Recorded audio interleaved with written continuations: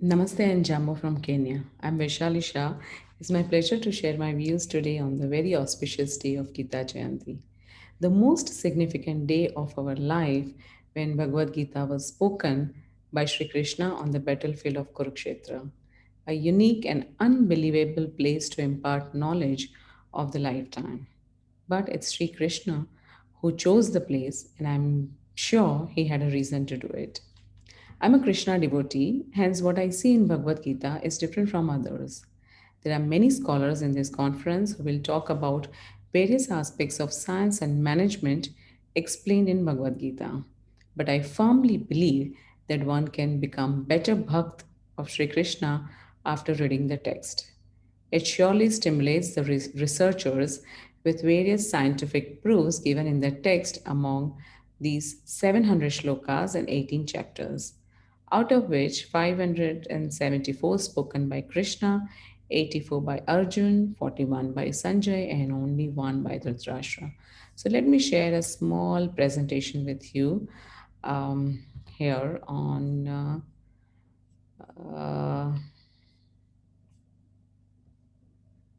right now. Here, yes. There you are. Okay, interesting. This is a new feature which I found on Zoom, and I'm trying to use it to um, my presentation.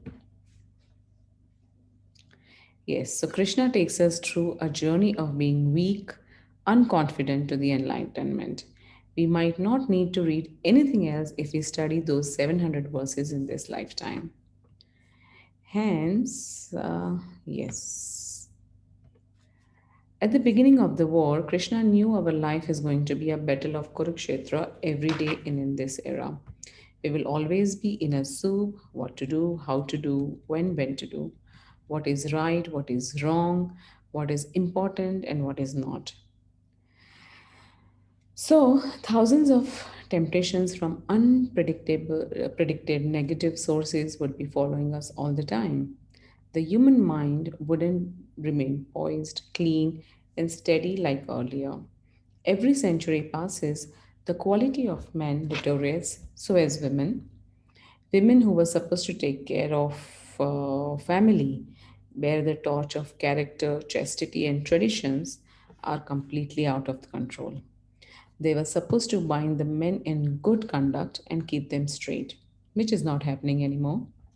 Hence, we need a long-term solution which is time-tested, powerful, relevant to the time, pragmatic, adaptable to our modern life. This is possible only through Bhagavad Gita, because I'm sure that it has changed my life, and I'm sure it can change your life too. So let's explore how we can awaken Arjuna within us so that we get enlightened like him. In the first chapter, while doing my research, I found that from 30th to 46th shlok, Arjuna gives various reasons to give up. He sees all his relatives standing against him, ready to fight just to please Dhritarashtra. He is numb, dry in his mouth, and almost ready to faint. This is very similar to our mental state when we desire something but don't want to fight for it. It also happens when something wrong has happened to us, we are suffering, and then we don't want to retaliate. Arjuna is a Kshatriya whose duty is to fight for himself as well as people. And so are we, as in we all have different critical roles to perform under enormous amount of pressure and in different situations, and we still have to do it. Arjuna is considered to be the best friend to Krishna because he surrendered himself to Krishna completely. After he realized that there is no way he can fight this battle of lifetime all by himself, and he needs guidance, he started asking Krishna relevant questions. This is the classic moment of the battle because this moment made Arjun a winner. He was aware when to ask, whom to ask these questions. It's really important because we don't go out and ask anything and everything to any Tom, Dick, and Harry on the street. He would have asked the same thing to Yudhishthir or Bhishma or to his school guru Dronacharya or Kripacharya or any other warrior in the battlefield. But he didn't do it. He remained firm in his mind that Krishna is his ultimate savior and he will take care of him. Hence, he requested him to be his Sarthi. Let me share some points what I'm talking about here in the presentation as well. Yes. So he also took him as a Sarthi, and as you know, in every step of his life, he ensured that he would ask Krishna about what to do and where, how, whatever. As you know, the moment we take birth on this earth, we get bound by the karma, and we have no choice but to live them with whatever is written in our destiny. Krishna is the only refuge, who is the only savior, or who is the only one who can free us from the cycle of birth and death. So, when you go through Bhagavad Gita, you will find more than one shloka where he explains that how one can get rid of this cycle of birth and death. Arjuna made us realize that just by being with Krishna, one can become immortal, or we can become, worthy of Krishna's blessings. He was the greatest warrior of his time, the best Dhanurdhari, the best politician, the best looking man, the most active in every aspects of life among all five brothers. This teaches us to be like him, to become eligible to get Krishna. If Krishna chose Arjuna as his listener, there must be something about him which made him eligible to gain this knowledge from the divine force directly, and that too in the middle of a battlefield which nobody can think of.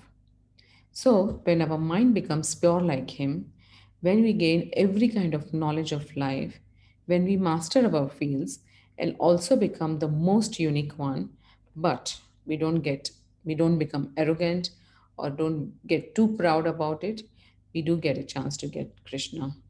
Hence, I request all our listeners to follow Krishna's path, awaken Arjun within us, so that we get Krishna in this lifetime.